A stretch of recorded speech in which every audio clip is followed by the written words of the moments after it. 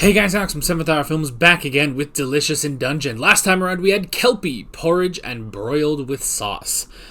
Where the gang was getting across a lake and we had some more stuff, more conflict of Senshi not liking magic and stuff, and he was going to ride across the water on his kelpie friend, but the kelpie tried to eat him, so they had to kill him. It was very sad. They fought a kraken, and Leos got a parasite. A parasite that was within the large parasite that was within the kraken. So, yeah. It was basically, it's not a good time for Leos, specifically. So, but they managed to get across, I believe. So, yeah. So where are we headed this time? Guess we'll have to find out. Like always, the reaction is down in the description and in the pinned comment for your viewing pleasure. So let's go ahead and jump right into this episode of Delicious in Dungeon. Here we go.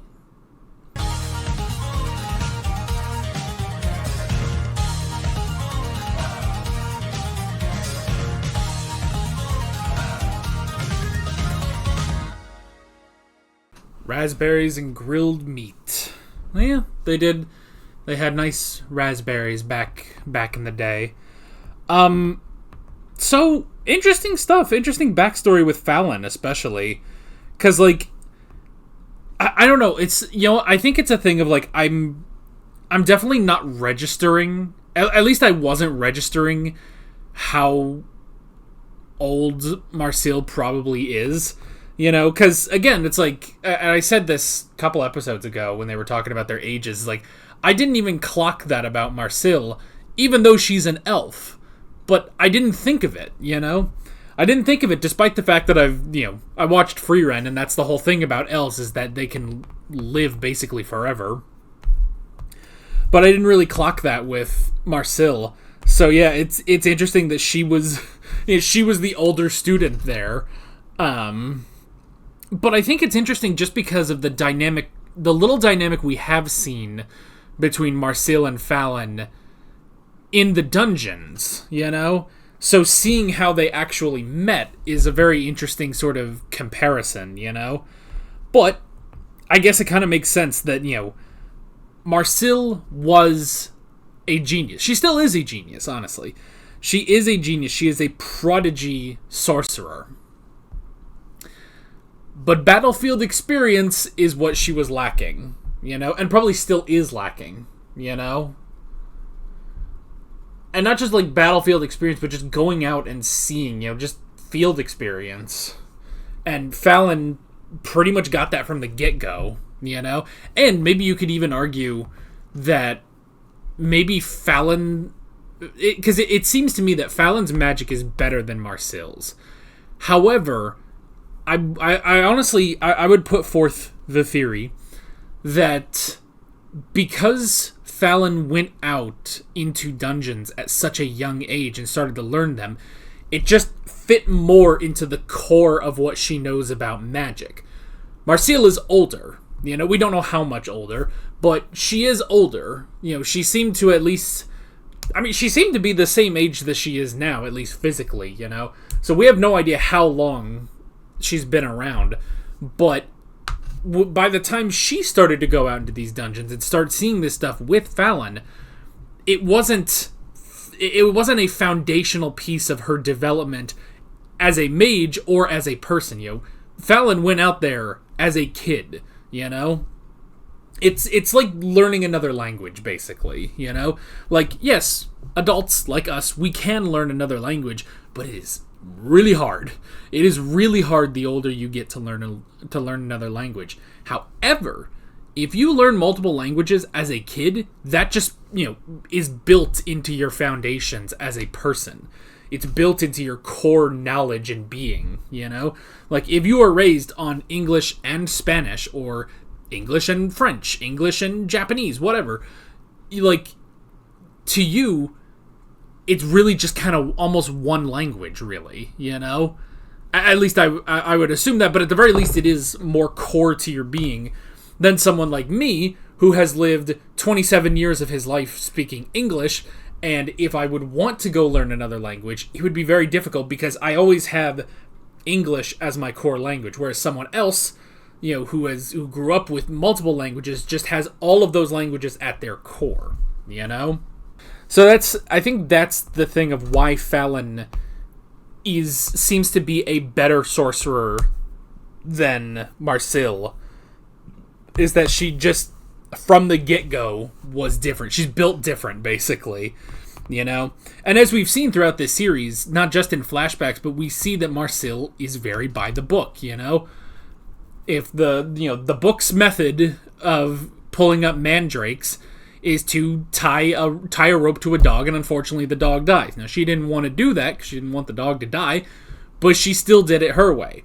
And, they at least show that her way was technically better. It made the mandrakes taste better once you cook them, and even since she admitted that. But yeah, it's an interesting thing just how much she goes by the books, but it doesn't always work like that.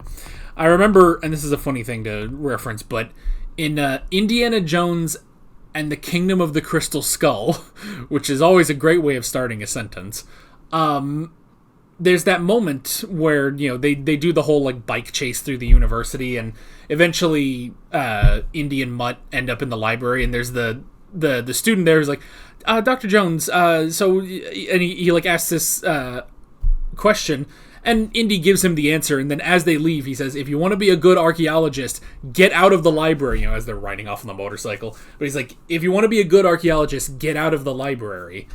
And if anything, that I feel like that applies here, If you want to be a good mage, go out into the world and see magic, Yes, you can be an exceptional mage by learning in the schools, reading the books, and doing the little practice exercises, but you gotta get out there. I mean, it's like, watching My Hero Academia, and it's like, yeah, you get a lot from learning at UA, but at a point, you gotta be put in the field and you gotta go. I'm sure it's the same with, soldiers or something. You can be an incredible shot and be this amazing soldier in training, but in the field, so many different things can happen, So I feel like that's it, because it does present itself.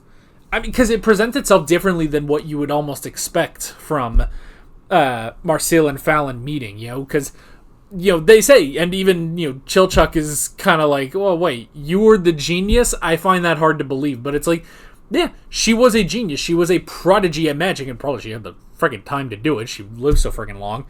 But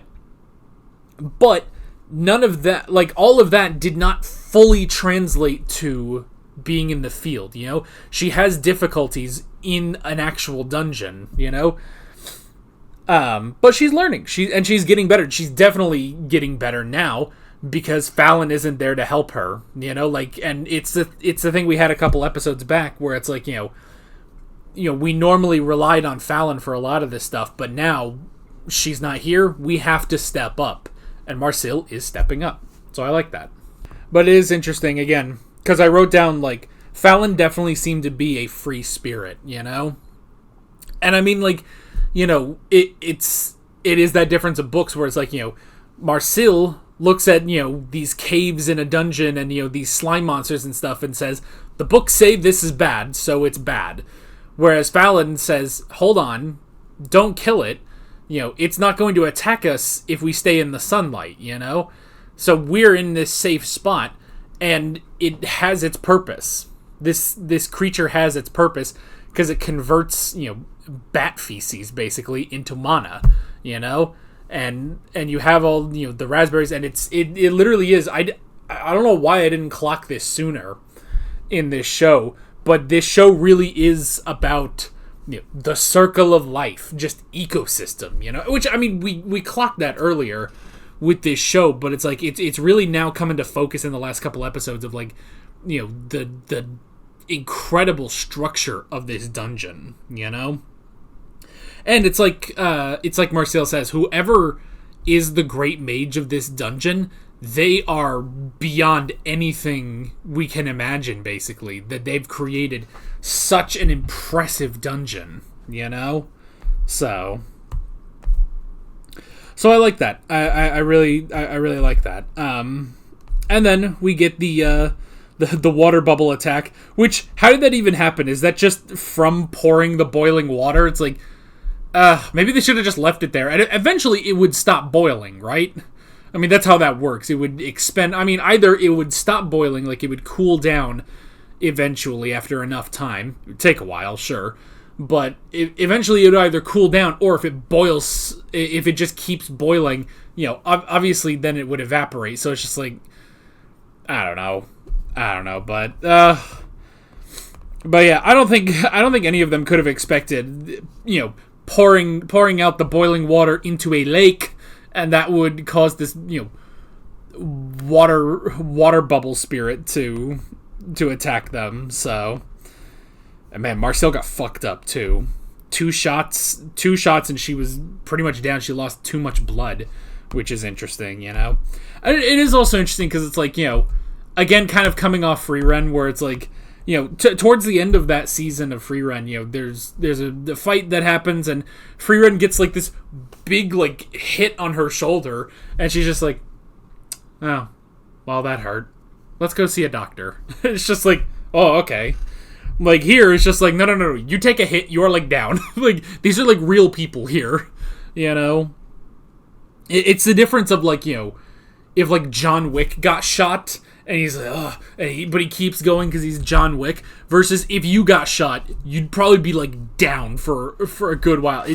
It would be really, really hard to keep going after being shot. And she got hit once in the thigh, once in the shoulder. It's, whew. But then they made a nice yakiniku in order to start her recovery. And it's interesting, you know, because they had the Kelpie liver, which has a good amount of iron, which would help her start making more blood within her body. So that's at least good. Her mana, I mean, I just assume she's gonna need a good night's rest for that. So I don't know, but we'll have to see. We'll also have to see. We'll have to see the interesting encounter with Red Strong Girl.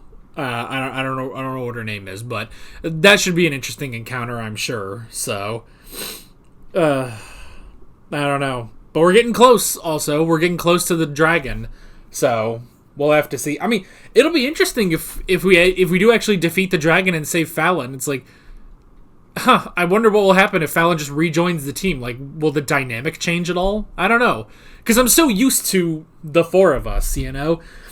And it's funny because I had the same thought on Free Run, where it's like, you know, first it's Free Run and Fern, and you get used to that. But then they bring in Stark, and it's like, oh, okay, I'll get used to that. And then it becomes, you know, so great that you can't imagine the team without him.